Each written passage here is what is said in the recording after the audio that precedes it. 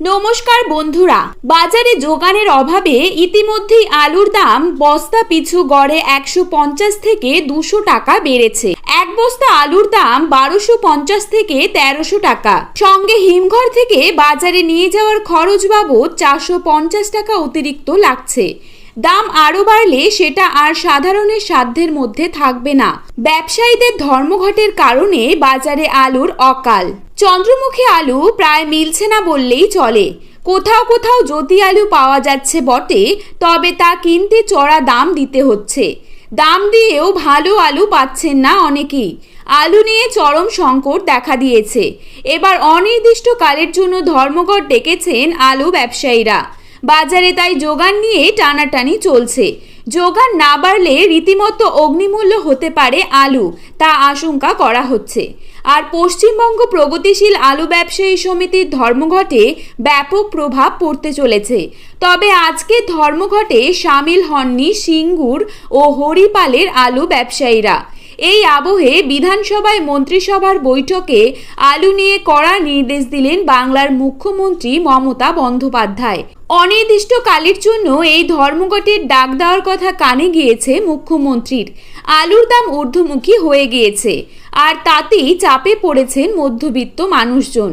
এই আবহে আজ মুখ্যমন্ত্রী মমতা বন্দ্যোপাধ্যায় স্পষ্টভাবে বললেন, আলু নিয়ে যেন কোনো ক্রাইসিস না হয়, মানুষ যেন বাজারে গিয়ে বিপদে না পড়েন, সেটা লক্ষ্য রাখতে হবে। সেখানে আলুর মূল্যবৃদ্ধি এবং যোগানের সংকট নিয়ে ক্ষোভ প্রকাশ করেন।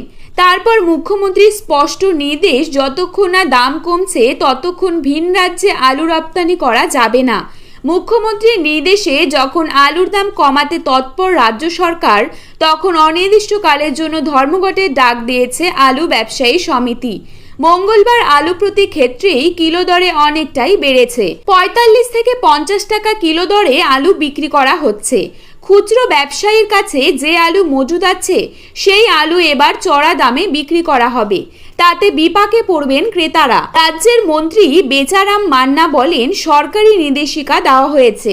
বাজারে ব্যবসায়ীদের কর্মবিরতি নিয়ে নিশ্চয়ই আলোচনা করে একটা রাস্তা বেরোবে। প্রগতিশীল আলু ব্যবসায়ীর পূর্ব বর্ধমান জেলার সভাপতি উত্তম পাল এ প্রসঙ্গে জানান, সরকার তাদের দাবি না মানলে ব্যবসায় কর্মবিরতি চলবে।